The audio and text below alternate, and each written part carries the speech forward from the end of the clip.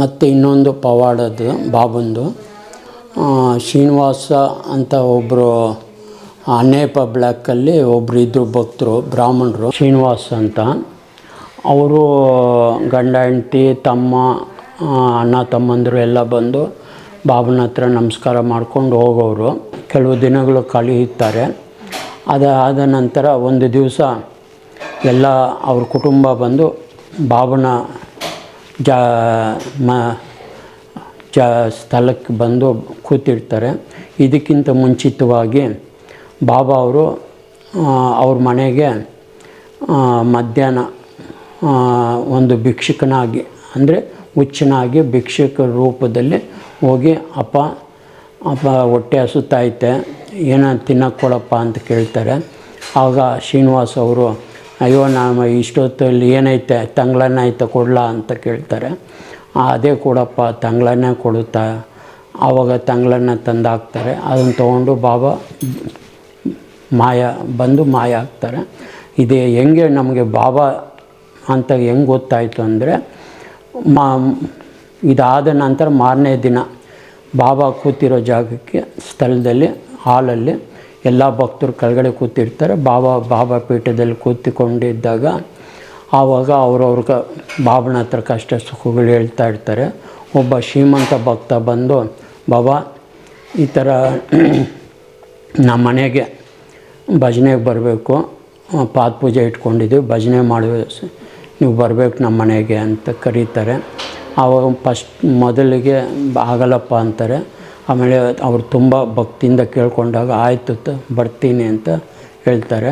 ಆಗ ಇವು ಶ್ರೀನಿವಾಸು ನಮಸ್ಕಾರ ಮಾಡಿ ಬಾಬಾ ನೀವು ಬರೀ ಶ್ರೀಮಂತರ ಮನೆಗೆ ಹೋಗ್ತೀರಾ, ನಮ್ಮಂಥ ಬಡವ್ರ ಮನೆಗೆ ಬರಲ್ಲ, ನಾವು ಕರೆದ್ರೂ ಬರಲ್ಲ ಬಾಬಾ ನೀವು ಯಾಕಪ್ಪ ನಿನ್ನ ಮನೆಗೆ ನೆನ್ನೆ ಬಾಬಾ ನೀವು ಬಂದಿದ್ದ ನೆನ್ನೆ ಬಂದಿದ್ನಲ್ಲಪ್ಪ. ಎಲ್ಲಿ ಬಾಬಾ ಬಂದಿದ್ರಿ? ಮಧ್ಯಾಹ್ನ ಬಂದು ಹೊಟ್ಟೆ ಹಸು ಆಗ್ತಾಯಿತ್ತು ಊಟ ಹಾಕಪ್ಪ ಅಂದರೆ ತಂಗ್ಳನ್ನ ಹಾಕೋದಲ್ಲಪ್ಪ.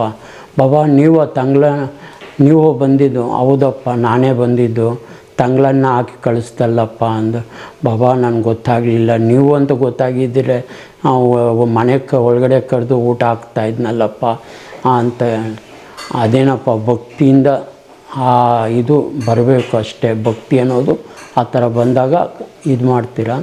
ಆಯಿತು ಒಳ್ಳೆಯದಾಗಲಿ, ಚಿಂತೆ ಮಾಡಬೇಡಪ್ಪ, ಒಳ್ಳೆಯದಾಗಲಿ ನಿನಗೆ ಅಂದ್ಬಿಟ್ಟು ನನಗೆ ಬಾಬಾ ಹೇಳ್ತಾರೆ ಶ್ರೀಮಂತ ಬಡವ ಅವನು ಭಕ್ತಿ ಇದು ಆ ಥರ ಭೇದ ಭಾವ ಇಲ್ಲಪ್ಪ, ನಾನು ದೇವರು, ನನಗೆಲ್ಲರೂ ಒಂದೇ ಅಂತ ಬಾಬಾ ಅವ್ರಿಗೆ ಹೇಳಿ ನನಗೆ ಆ ಥರ ಅವನು ಶ್ರೀಮಂತ ಇವನು ಬಡವ ಅವನು ಆ ಥರ ಈ ಥರ ಅಂತ ಭೇದ ಭಾವ ತೋರಲ್ಲಪ್ಪ ಅಂತ ಅವ್ರಿಗೆ ಹೇಳಿ ಕಳಿಸ್ಕೊಡ್ತಾರೆ.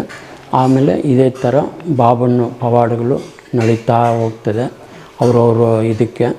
ಆಮೇಲೆ ಒಂದಿನ ಸಂಜೆ ಭಜನೆ ಆಗುವಾಗ ಎಲ್ಲ ಭಜನೆ ನಡೀತಾ ಇರ್ತದೆ ಹಾಲಲ್ಲಿ.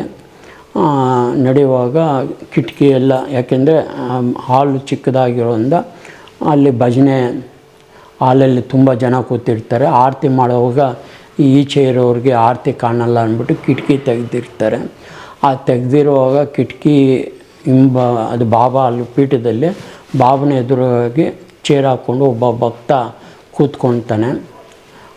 ಕೂತಿರೋವಾಗ ಎಲ್ಲ ಆರತಿ ಆಗ್ತದೆ, ಬಂದು ನಮಸ್ಕಾರ ಮಾಡ್ತಾರೆ, ಎಲ್ಲ ಮನೆಗೆ ಹೋಗ್ತಾರೆ. ಅವರು ಹೋಗ್ತಾನೆ. ಹೋದಾಗ ಅವ್ರ ಮನೆಗೆ ಹೋದ ತಕ್ಷಣ ಅವನಿಗೆ ಬೆನ್ನಲ್ಲಿ ತುಂಬ ನೋವು ಕಾಣಿಸ್ಕೊಳ್ತದೆ. ಅವಾಗ ಯಾಕೆ ಹಿಂಗೆ ನೋವು, ಕೂತ್ಕೊಳಕ್ಕಾಗಲ್ಲ, ಚೇರ್ ಮೇಲೂ ಕೂತ್ಕೊಳಕ್ಕಾಗಲ್ಲ, ಹಿಂಗಾಗೋಯ್ತಲ್ಲ ನನಗೆ ಅಂದ್ಬಿಟ್ಟು ಡಾಕ್ಟ್ರಿಗೆ ಎಲ್ಲ ದೊಡ್ಡ ಡಾಕ್ಟ್ರಿಗೆ ತೋರಿಸ್ತಾರೆ. ಯಾಕೆಂದರೆ ಅವ್ರು ಶ್ರೀಮಂತರಾಗಿರ್ತಾರೆ. ಅದರಿಂದ ಎಲ್ಲ ಡಾಕ್ಟ್ರಿಗೂ ತೋರಿಸ್ತಾರೆ. ಏನು ಮಾಡೋಕ್ಕಾಗಲ್ಲ, ಅದೇನು ಆಯಿತು ನಮಗೆ ಗೊತ್ತಾಗ್ತಾಯಿಲ್ಲ ಅಂತ ಹೇಳಿದಾಗ ಆಗ ಮತ್ತೆ ಬಾಬನ ಹತ್ರ ಬರ್ತಾರೆ. ಬಾಬಾ ಈ ಥರ ಹಿಂಗಾಗೋಯ್ತು, ನನಗೆ ಈ ಥರ ಬೆನ್ನು ಮೂಳೆ ಏನಾಗೈತೋ ಗೊತ್ತಿಲ್ಲ ಅಂತಾರೆ ಡಾಕ್ಟ್ರು. ಎಕ್ಸ್ರೇ ತೆಗೆದ್ರು ಏನು ಮಾಡೋಕ್ಕೂ ಆಗಲ್ಲ ಅಂತ ಇದ್ದಾರೆ. ಈ ಥರ ಕೂತ್ಕೊಳೋಕ್ಕೆ ಆಗಲ್ಲಪ್ಪ, ಕೆಳಗಡೆ ಕೂತ್ಕೊಳೋಕ್ಕೂ ಆಗಲ್ಲ, ಚೇರ್ ಮೇಲೂ ಕೂತ್ಕೊಳೋಕ್ಕೂ ಆಗಲ್ಲ ಅಂತ ಹೇಳಿದಾಗ, ಅಲ್ಲಪ್ಪ ದೇವ್ರ ಮುಂದೆ ನೀನು ಕಾಪಾಡೋ ದೇವ್ರ ಮುಂದೆ ಎದುರುಗಡೆ ನೀನು ಕೂತ್ಕೊಂಡ್ರೆ ಅದು ಧರ್ಮನ ನೋಡು ಯಾವಾಗ ಬಾಬಾ ತಪ್ಪಾಯಿತು ಬಾಬಾ, ಹೌದು ಮೊನ್ನೆ ನಾನು ಚೇರ್ ಹಾಕ್ಕೊಂಡು ಕೂತ್ಕೊಂಡ್ಬಿಟ್ಟೆ ನಿಮ್ಮ ಎದುರುಗಡೆ, ತಪ್ಪಾಯಿತು ಬಾಬಾ ಅಂತ. ಆವಾಗ ಆಯಿತು ಬಗ್ಗಿ ಈಗ ನಮಸ್ಕಾರ ಮಾಡಪ್ಪ ಅಂತಾರೆ. ಆಗ ಬಗ್ಗಿ ನಮಸ್ಕಾರ ಮಾಡಿದಾಗ ಮತ್ತೆ ಅವ್ರಿಗೆ ನಾರ್ಮಲ್ ಬರ್ತದೆ. ಆಯಿತು ಒಳ್ಳೆಯದಾಗ್ತದೆ ಹೋಗಪ್ಪ ಅಂತಾರೆ. ಆಮೇಲೆ ಸ್ವಲ್ಪ ದಿವಸ ಕಳೆದ ಮೇಲೆ ಅವರು ತಪ್ಪು ಮಾಡಿರೋದಕ್ಕೂ ಏನೋ ಗೊತ್ತಿಲ್ಲ, ಒಂದು ಕೆಲವು ತಿಂಗಳಾದ ನಂತರ ಅವರು ದೈವಾಧೀನರಾಗ್ತಾರೆ.